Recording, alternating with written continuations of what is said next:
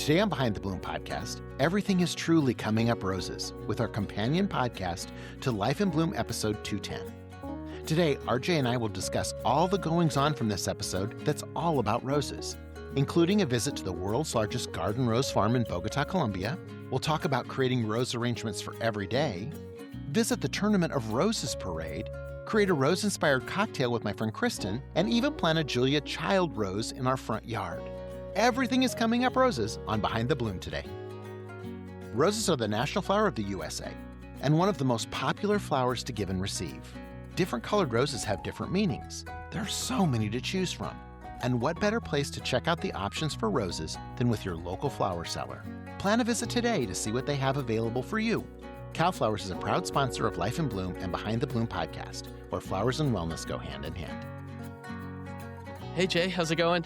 I'm good. How about you? I'm good. I'm excited to talk roses. I know, right? Yeah. This is a great episode. Yeah, this really is a great episode. I mean, it has so much stuff in it. Yeah. I mean, it does. that's what's incredible about it. Yeah. Not only going to South America. Yeah. This is the first time that we go to South America on the show. And I have so many questions about that because that was so cool. Okay, awesome. But then we also go to the Rose Parade. Yeah. I mean, holy smokes. So it made me think when it comes around Rose Parade time again, we should do. And this summer, I am taking a tour of Fiesta floats. Oh, cool. In Pasadena. Oh.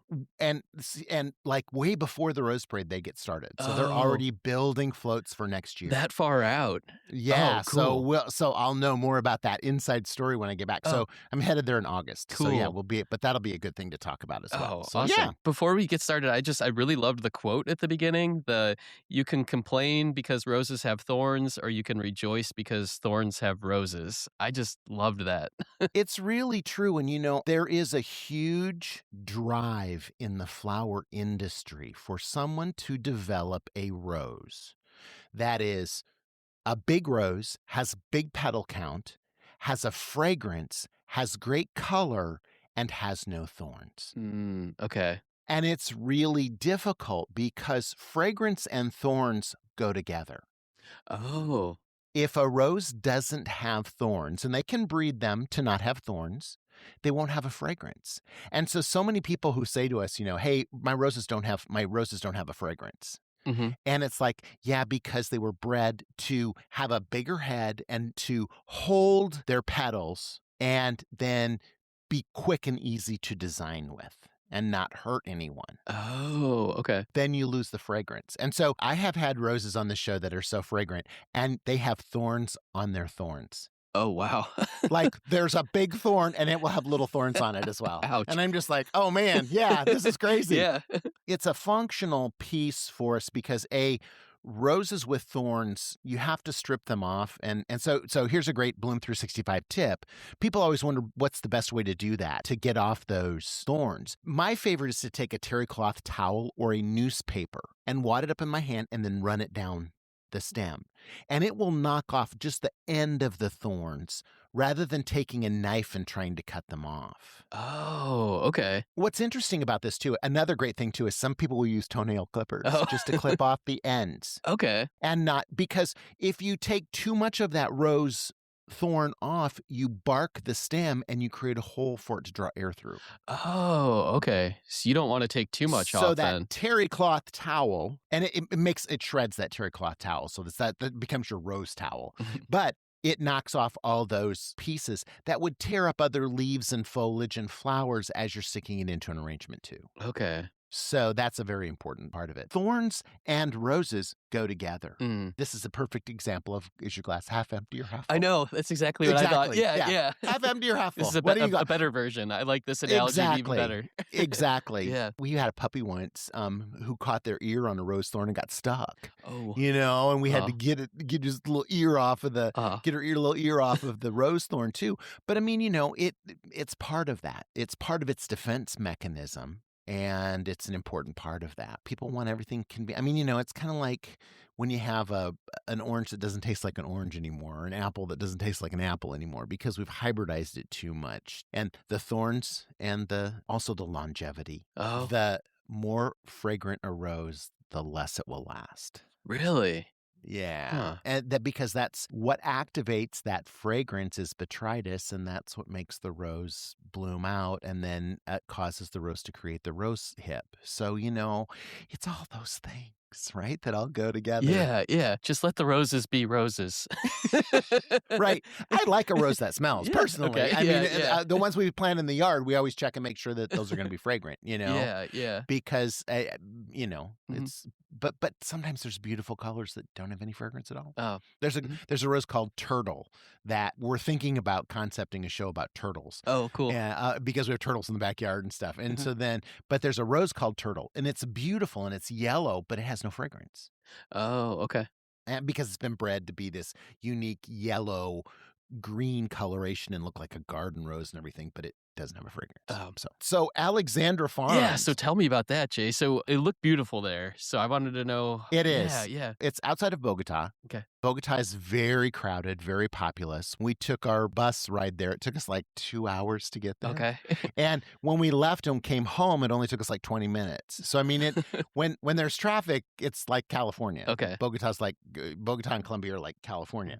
It's there. Joey started that, and Joey has been around the industry forever. I've known Joey Azout for probably 10, 15, 20 years, maybe longer, not really sure. Mhm. I think I knew Joey. His Alexandra Farms is named after his daughter, Alexandra. Oh, okay. So, Yeah. and that's when he started. And I think Alexandra's grown and Okay. daughter. She may be married. Who knows? I don't know. Yeah. But yeah, Okay. it is extremely functional. And I think one of the things that he brought up in this discussion when we went there is that he has a rose farm that is filled with rose-loving people. Yeah. When we went to Eufloria Flowers the first time, that was the first farm that Kelly and I ever went to and visited. When we were watching the people pick the roses, they would pick them and lay them in their arm like a baby. They would cut them on a graduation so that the heads weren't laying against the heads, that the head would lay below the next one, below the next one, below the next one. So you'd have different lengths of stems in the collection, and there would be a cascading look to that collection that these massive men who are very strong and very virile were just carrying these like little babies. And it's the same thing with Joey, except that Joey has some very interesting mechanics. They used to actually they would cut all the roses and put them in these satchels and then fold the satchels shut and then hang 2 satchels over a burro and have a burro take it to the next place. Oh, cool. Now they have that as a mechanical thing. And so still those rolled up pieces, and they go on this thing, on these hooks, and then these hooks travel all through the farm. So wherever they cut, then they can take them and then send them on to where they will be processed. So are they on like a line then, or how are they traveling? Yeah, it's almost like a monorail thing, Cool. almost kind of, right? Yeah. They're moved by inertia, not by, somebody just has to grab it and pull it along. I gotcha. But they can hook them together, Mhm. and then they can pull a whole string of them. Oh, that's cool. And take them there. So that is, and you kind of see that a little bit in this one. Mhm. In his cases, they run down the center of the greenhouses too. Cool. Some places they're just on the outside. And Joey has an event every year, and this is at the the Pro Flora event is every 2 years. So at the Pro Flora event, then he brings people there. He has an incredible lunch or breakfast for people. It is like going to the Four Seasons. It's incredible. It's incredible. And it's all created by his people who work there, who are amazing chefs and cooks who cook all this authentic food for everybody. Oh. And then you have tours of the property, and then you go, and that's the party you want to be invited to. That is the party in Bogota you want to be invited to. Cool. It's amazing. And then they have all the samples set out of all the different roses that they have and what they look like open. Oh, cool. That's a big deal too, because we see the roses tight. We want to ship them tight. He cuts them tight so that they will get to you, and then you open them up. And he was the predecessor for our flower industry of saying, you need to get your garden roses for weddings 10 days to 2 weeks before the wedding. Oh, okay. Give them the proper flower food, Chrysal flower food, obviously. Then they will progress and open and be those voluptuous roses that you see in the David Austin catalogs and stuff like that. So he grows David Austin roses, which are all in one part of the farm. And those are all trademark David Austin. He has to pay a royalty on every single bud that a plant shoots. Wow. And so like when they disbud one, he's already paid royalty on that bud anyway, in case that would have made a rose. Whoa. Then he also has his own line of garden roses as well that he has hybridized and created that do not hold the David Austin variety, but are other ones that he wants to have. And then he also does some Japanese roses now too. So there's some Cool. Japanese ones that he has. There's spray roses that he has, and it is phenomenal. Oh, wow. Joey he's a funny guy. He's from Bogota. He speaks perfect English, and he is completely fluent in Spanish. He's probably fluent in several languages, as far as I would know. I don't know. Yeah. But yeah. He was a character. He was so much like, it looked like you guys had a lot of fun. He was so interesting to just listen to him tell stories and speak. So it made for an awesome interview. And it's interesting that it's like 50,000 for 50 varieties of roses and 300,000 stems per week. This was 10 years ago. It's much bigger now. Wow. I don't even know what it is. You know, I mean, it's just incredible. And he still is the biggest garden rose farm in the world. Wow. I mean, and that is the one that everyone competes with. Everybody competes with Joey. It is important to him that the people handle it, and everything is branded. Every single bunch of the David Austin roses has to have a little tag in it that is attached to one of the roses that designates what that flower is and its name and all of those things. So, I mean, it's a very, very important branding operation for him too. But at the same time, then he's innovative with all of these types of things. And he showed the little bags. Yeah. So what happens is when a rose grows, it secretes all these sugars. Okay. And it's giving off sugars on that bud as that bud starts to open. Well, those sugars are yummy. And so aphids will go and like out in the garden sometime, we'll go out there and the entire stem is just covered with aphids. Okay, wow. One on top of another, on top of another, on top of another, on top of another, and they're all just out there and they're all just going and going and going and going and going. You know, you have to spray to get rid of them. Well, that's why he puts that bag on. Okay. It is a surgical bag that they create on the farm. They sew on the farm. They wash them and reuse them. Okay. And it fits over the top and then it's just cinched. Now it's also vapor permeable, moisture permeable, and sunshine permeable because you can't put it in a dark spot. So it's like a mesh almost? It's a mesh, okay, but it's so fine. Oh, okay. It's so fine that a bug can't get through it. Okay, cool. And so they do that along with integrated pest management, which means that they bring in like Persimmilus, or they bring in ladybugs, or they bring in wasps that eat all of the other thing like thrip and aphids and things like that too. So he has really, really been the forerunner on making sure that they're doing integrated pest management or things that don't use pesticides. That's so cool. All of the rain that comes down onto the greenhouses is captured. Wow. And then it's reused again. Okay. So that's one of the things that they do. Wow. So is that when that comes off the roof, then it goes to these retaining ponds where it's filtered and then can be used again. And all of the flowers are grown hydroponically and they're in bins. So then that water can also be reclaimed, recycled, and put back onto the flowers again. So I mean, it's a very, very important thing to conserve your water in Colombia as well. Okay. So, yeah. Wow, what an amazing operation. It was just really cool to see all that. Yeah. It was. And he's hysterical in the outtakes. Oh, yeah. Because he was like, I am, the talent is ready. Yeah. The talent is ready. I'm going to go to my trailer. Come get me when it's time again.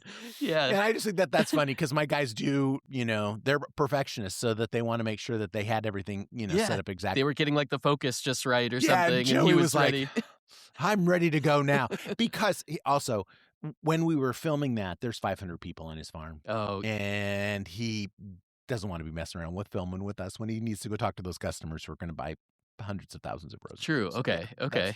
So yeah. And he ships them all over the world. Oh, he is not just shipping them to the U.S. He's shipping them to Japan. He's shipping them to Russia. He's shipping them to Europe. He's shipping them everywhere in the world. Wow. His roses are the most popular. That's so cool. That's amazing. All right. So then we used some of his roses to create everyday arrangements. And that's one of his things and I think it's a very good sentiment, is that roses shouldn't just be for something special. Mm-hmm. His goal was to produce roses at a low enough cost that they could be available at grocery stores. Okay. So that people would just pick up his beautiful roses and enjoy them for no reason at all. Oh, yeah. And I think that there is a stigma in the U.S., especially in the U.S., because we're the only place in the world that sells a dozen roses.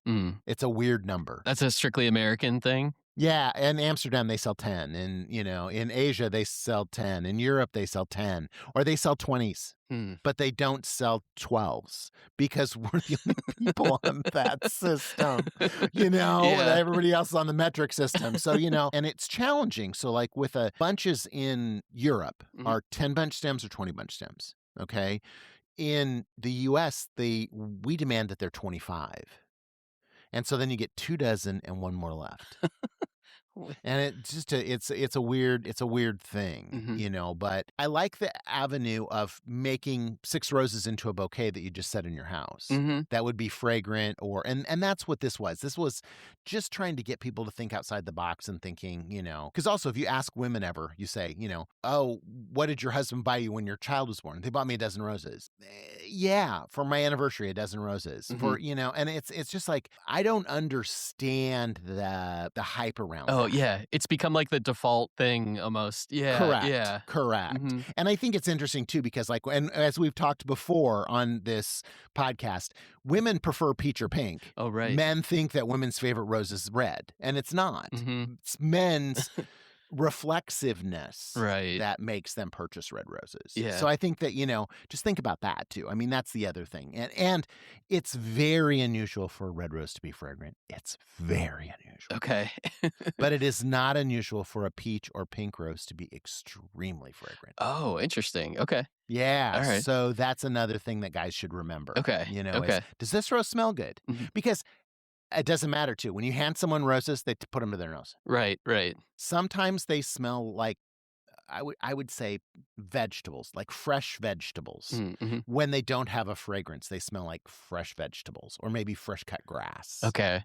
Not exactly what you're picturing when you're going in to take a whiff. Yeah, not that rose scent that your grandma had in her garden. Right. So, yeah. That gold vase that you use in that segment, me and Amanda have that same one. So I use that to arrange in all the time. And I was like, hey, I know That's that. awesome. I know that vase. That's an accent Yeah. decor vase. Oh, so yeah, so that yeah. means that they have good reach. Oh, That's a wonderful thing. Yeah. That's nice. It was funny. I saw that. I love was like, wait a minute. It is smart to grab something and put it in a bundle. I think I thought that was so cool. That's just a really fast and easy way to do something and control it a little bit more. And you're not frustrated with flowers falling out because roses can be heavy. Oh, And that big heavy head can pull a rose out of a vase. Oh, okay. So if you've got them bound together, they're going to hold together. Okay. And that bind wire is a great thing. Yeah. So that bind wire works really well. Cool. Should we go to the rose parade? Yes. Yeah. So, this is a lot of stuff for one podcast. I know. My God. Yeah. So Fiesta Floats creates about a dozen floats every year. Mhm. They can range in price from hundreds of $1,000s to $1 million or more. Wow. For those, and it's depending upon length. There's different sizes, and Fiesta is one of the places that owns chassis.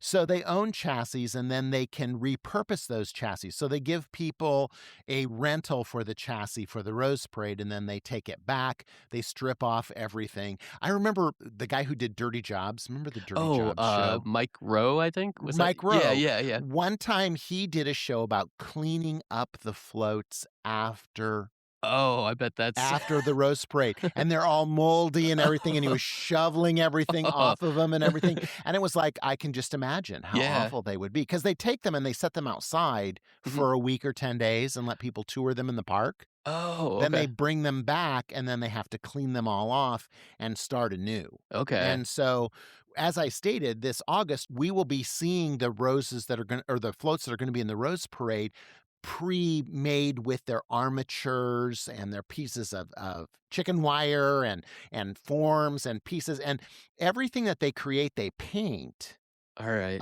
the color it should be, so it makes it easier when they're applying the roses or any other flower to that surface. Okay. And you kind of get a feel for that in this show. Yeah. I will put some links in here. I think we've followed 3 floats. Yeah. Maybe I'm lying. There was the TikTok clock company. Oh, yeah. Or Kit Kat clock company, which is the cat whose eyes go back and forth. Oh, yeah.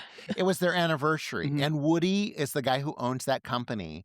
And he had sponsored this float. And the float was all American grown because his product is all made in America. So he wanted a float that would have all American grown flowers on it. Oh, that's cool. That's a challenge because of the quantity of flowers that are needed for the Rose Parade.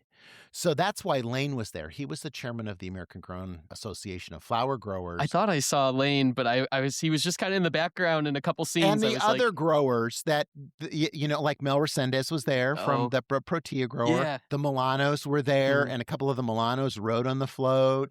So that was really interesting. And then the skateboarders performed on a skateboard. I don't know, what do you call ramp, that thing? a half pipe? Like a half pipe. Yeah. They have to get special permission for that half pipe to be on the float and not covered in flowers. Oh, okay. Because every surface is supposed to be covered with flowers. Okay. And so then I think it also negates them from being in certain categories for judging. Oh, okay. That particular one was when they had the surfing bulldog on the Purina dog float.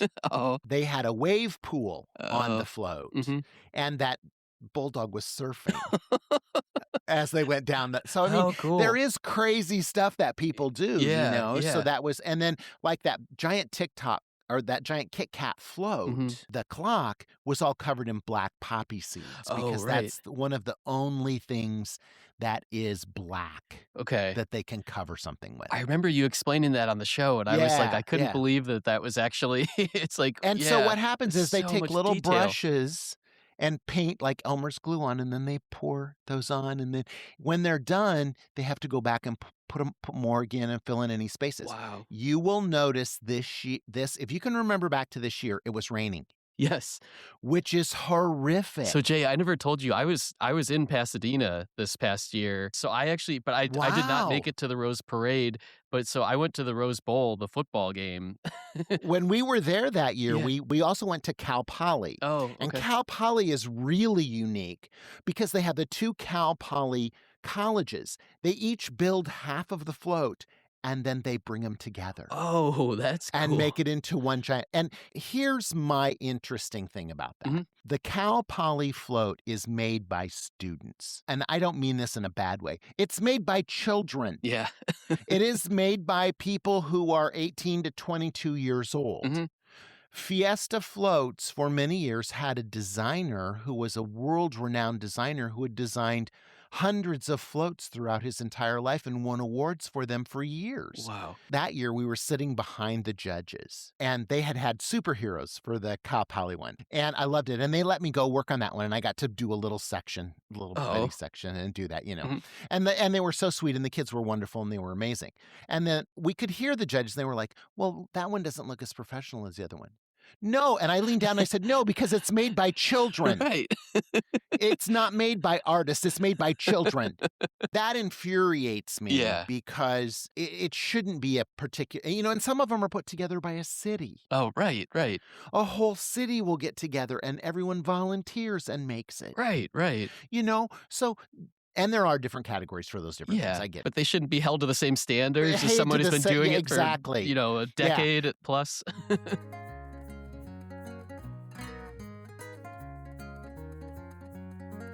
When it comes to flowers lasting as long as possible, I always choose Kreisel Flower Food. Flowers benefit from food and keeping the water clean. In my experience, Kreisel Flower Food does the best job. It's formulated by scientists. My favorite product is Kreisel Professional 3. Kreisel Flower Food products are available at their website, kreiselflowerfood.com. That's CHRYSAL flowerfood.com. And be sure to use our discount code, YouBloom10, for 10% off your purchase.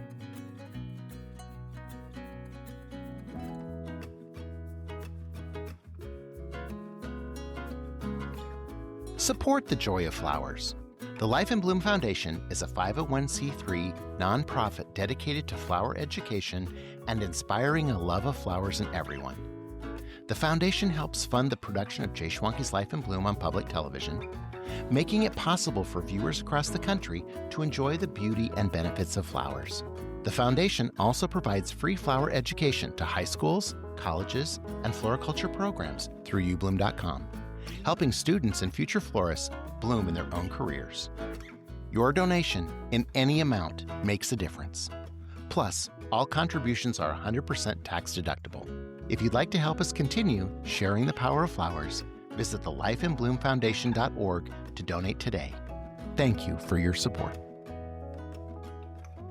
But this year, you know how much it rained because you went to the game. It was flooded. Right? I thought they were going to cancel it. Yeah. Right. Yeah. And so everything was washing off. Yeah. Any of the seeds were washing off, and you could really see how they were put together. So it was very interesting. Oh, yeah. And they claim it rains only like once every 20 years or something like that. Yeah. Also, when we went, they had given us wonderful seats, and so we got to film from our seats in the stands right there under where all the announcers sit and everything. You know, it's a very great place to be. And then they gave Kelly and I like 2 50-yard line tickets to the Rose Bowl. Oh, okay, cool. We aren't sports guys. I was going to say, did you go? So we gave them to Keith and Chris. Oh, nice. That was nice. And we went and dropped Keith and Chris off, and they went to the Rose Bowl, and we went and took a nap. And then we came back and picked them up. Oh. And then we went to dinner, and it was great. It's a big deal. Yeah. And you can like take tours where you can tour the Rose Parade stuff, and then you can go see that. Oh, yeah. One of my favorite interviews of my entire career was the one with the lady who was talking about the bird of paradise. Oh, yeah. She has worked on the Rose Parade forever. And it was just so interesting to hear her take on what it's like. And she's just effervescent. You can just feel it, right? Yeah. And then we also talked to Modesto Busto, who does all the faces. That was so cool. The animal faces. Yeah. And so Modesto's skill as a makeup artist allows him to do the makeup on all the animals and the people that are on the floats. Yeah. And he does that with flowers and petals and spices. Wow. Modesto is so talented, just incredibly talented. So I think that kind of stuff is really, really interesting about how all that comes together. You can tell how happy it makes people. I mean, and how proud they are of it. Yeah. I mean, that's the other thing too, is just, I cried probably 20 times when each of the floats went by, just because you know how much it means to those people who created that float. Right. It is an institution. It's an institution. We have gone back a couple times. We have a friend, Donna, who right on the corner has a front row of seats that her family has kept for years. Oh. So we've gone there a couple times and watched, and it really is an experience. That's so and cool. it's really a wonderful thing. Yeah. I love them saying too, seeing the look on the people's faces, like how happy the floats made them. So not only the people that made them, but the people that are experiencing it. It just made me think of like what you do with your show, Jay. Like you kind of put flowers out there into the world so people can see it, and it makes everyone else happy. And you get to see how much you enjoy it and how much people enjoy and like take it in. It was like this, I don't know, it just kind of reflected that. And that's part of the synergy of sharing this type of a segment with people on the show, too. Yeah. Because, I mean, it's true. Let's talk about my friend Kristen. Oh, yes. Okay. So again, many, many things. Yes. So Kristen used to work at a place that we would go every Sunday for lunch. This was pre-pandemic, okay? Every Saturday we would go for lunch, and she would be there. She would be the bartender. We would laugh. We would giggle. She's a wonderful person. She's amazing. She's married now. She's wonderful. I think she works for an insurance company now. I'm not really sure. She had created this Pillow Talk cocktail as a cocktail. And so she even explained how to make the rose water. Oh, yeah. Just like steep the roses. And it's like making tea. That's the other thing about roses. Scented roses, as long as they're grown organically, you can create different recipes, even rose water with them, that will have that scent as part of the flavor. We will put that on here too. And I love that she loved the flower crown. And she had an awesome reaction. It was so funny. So here's the other thing that I remember, and this was pre-pandemic too, because this would have all changed. But she walked in and she goes, "I am so sick this morning." Oh no. And I was like, "You're sick?" She was like, "Yeah." And I was just like, "Well, what's the matter?" And she's like, "I was out late last night." And I was like, "Oh, she was hungover." Oh, okay. Which was all great. After pre-pandemic, if somebody, even the other day, someone said to me, "I'm sick." And I was like, "Okay." Right. Yeah. And you just back away as far as you can, And I'm just like, "I have to go. Bye." So I think that was good. And so it has gin, it has a peppercorn. So there's a little bit of a hint of spice and bite to it. Oh, cool. And the simple service, the rose water, the lime juice. I love Kristen. We don't see her very much anymore. I mean, after the pandemic, we don't go out to eat anymore. We cook at home. And we love to cook. That's also part of it, is that we love to cook. I sometimes feel like I would make it better. Oh, yeah. I know the feeling. Every once in a while, we still get to go to Terra, and we love Terra, and we've been there for a couple of shows, I think, too. So but they do an amazing job, and it is wonderful. So I'll put a link down here for Terra Grand Rapids, because if you're coming to Grand Rapids, it's one of the best places to eat. Oh, okay. It is fantastic. Their chef is so talented. Their crew is amazing. It's a beautiful facility, and it's wonderful. Okay, cool. So then we talked about roses as the flower. It's the national flower of the U.S. Yeah, yeah. And I loved you called out all the other places it's the national flower. England, Honduras, Iran, Poland, Romania. Romania. That's so cool. Yeah. Yeah, yeah. American Beauty roses were bred and hybridized for the purpose of being the national rose. Oh, okay. And what happens is after we breed a rose and we breed it for a period of time, it starts to lose the traits that we bred into it. So Oh. a rose variety maybe has a 10 or 12, maybe 15-year lifespan because there's something better coming down the pipe. There are rose breeders who I've spoken to who said that you get like 5 chances to breed a rose in your lifetime because it takes so long. Roses are like thoroughbred horses. Okay. Not like hamsters. Mhm. Carnations are like hamsters. Okay. Carnations, you can breed and breed and breed and breed and breed and breed and breed, and you can get changes in each generation. Roses, it's very long. It's grafting and all this stuff. And so they generally have 4 or 5 attempts in their lifetime to create a rose that they would name. In doing that, they're always looking for a red rose, long-stemmed, big head, lots of petals, fragrant, no thorns. Okay.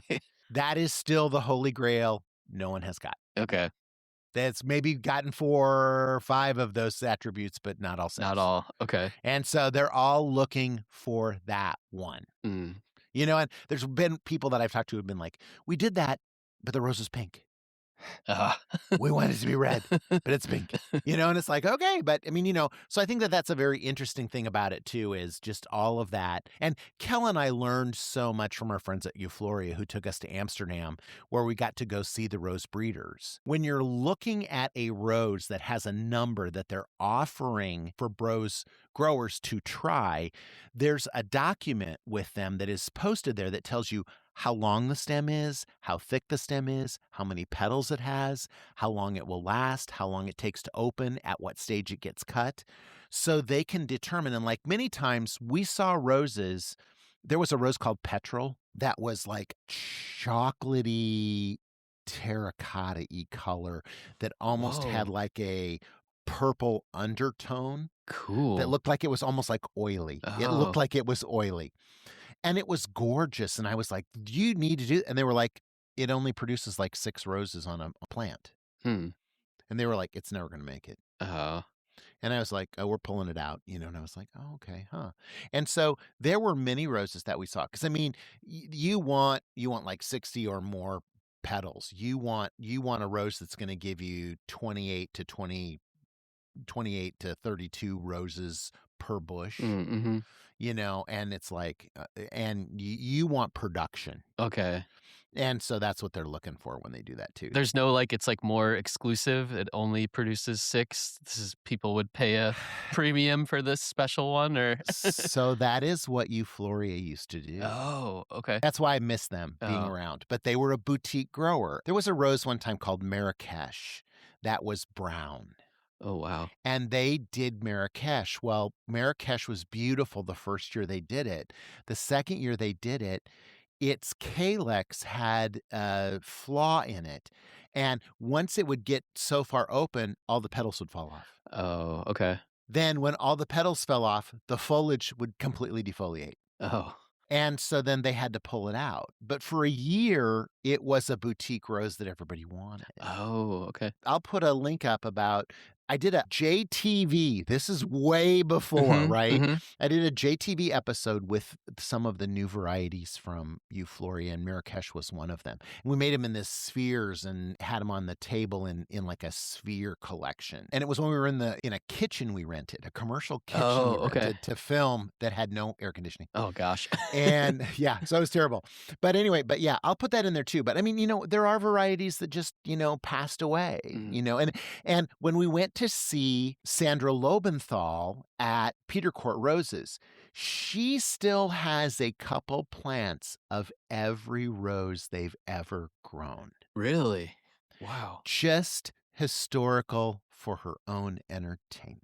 Whoa. Wait. And she's like, do you want to see a Sonia rose? Yes, I do. Because Sonia was a huge variety when I was like in high school. Okay. And it was real long and it was real thin. The height of the bloom was probably 3 or 4 inches, and it was real skinny. Oh. And it kind of opened up flat. It opened up oddly, but it had an amazing cinnamon smell. And she was like, "Oh, I got Sonia growing right over here." Took me over to show it to me. Whoa. And I was just like, "Why do you have these?" And she said, "Because I can't tear them out. I just want to have them, Oh.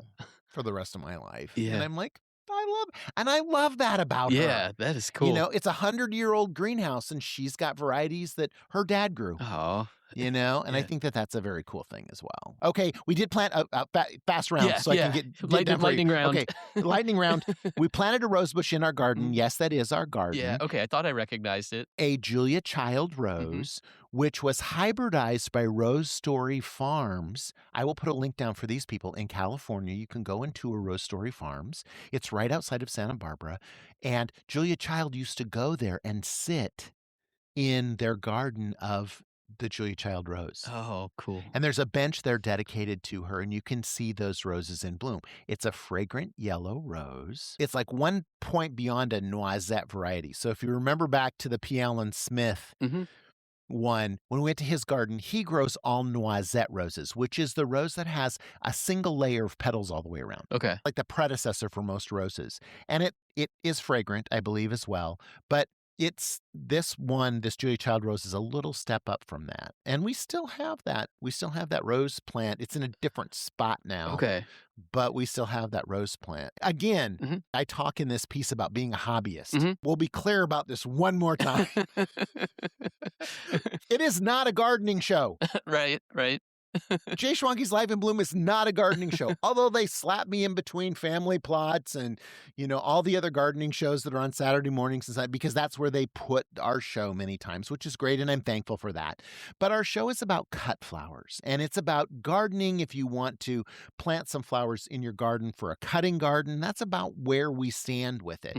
But I don't know where what you can plant in an area that's shady in your garden or what you should do if your rose gets, I don't know any of those things. I really, truly don't. And people are like, I find that hard to believe. And I'm like, I'm a hobbyist. And I go ask my local independent garden center about those tips and tricks because your local independent garden center will know more than anyone else about what your climate and geographic region needs. And not me.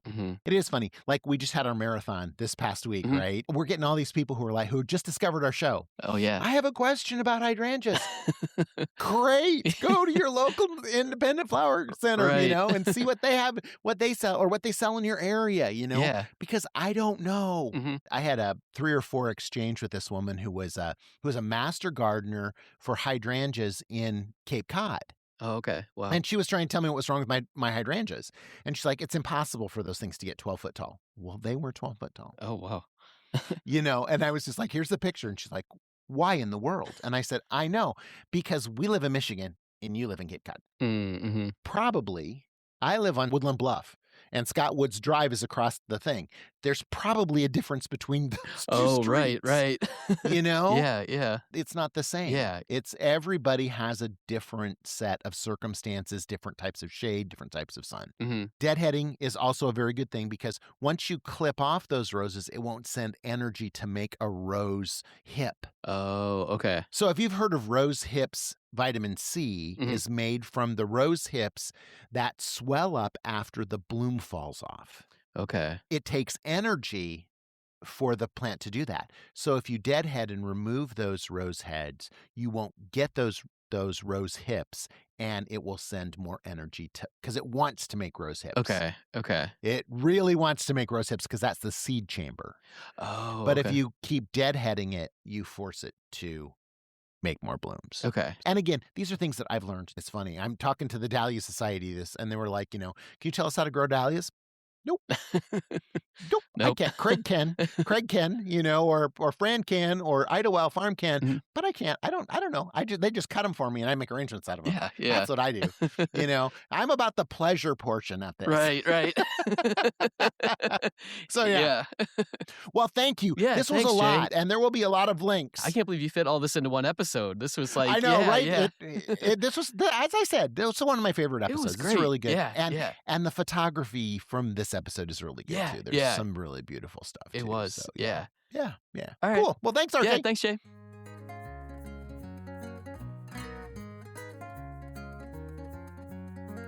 Thanks for joining us this week on Behind the Bloom podcast with Jay Schwanke and RJ Poole. If you loved what you heard, be sure to follow or subscribe so you never miss an episode. And share it with a friend to help us spread the joy, one bloom at a time. Thank you for taking the time to slow down with us. And hopefully you left feeling a little lighter and inspired to try something new. Make sure to join us next week for a brand new episode. Thanks for being here with us, Behind the Bloom. Hey, just one more thing. If you love flowers, you've got to check out youbloom.com. It's the online home of Jay Schwanke's Life in Bloom, where you can stream every episode for free. Plus, you'll find behind the bloom videos, my blog, show recipes, and so much more. There's also a massive video archive, over 1,800 how-to videos, flower farm documentaries, and even my very first series, JTV. All Life in Bloom episodes, exclusive web content, and farm documentaries are totally free. Just sign up with your email. And if you're ready to dive deeper, there's a paid subscription option that unlocks the full library of how-to videos. Everything from creating bridal bouquets to centerpieces, corsages, and more. Tons of content to explore. You're gonna love it.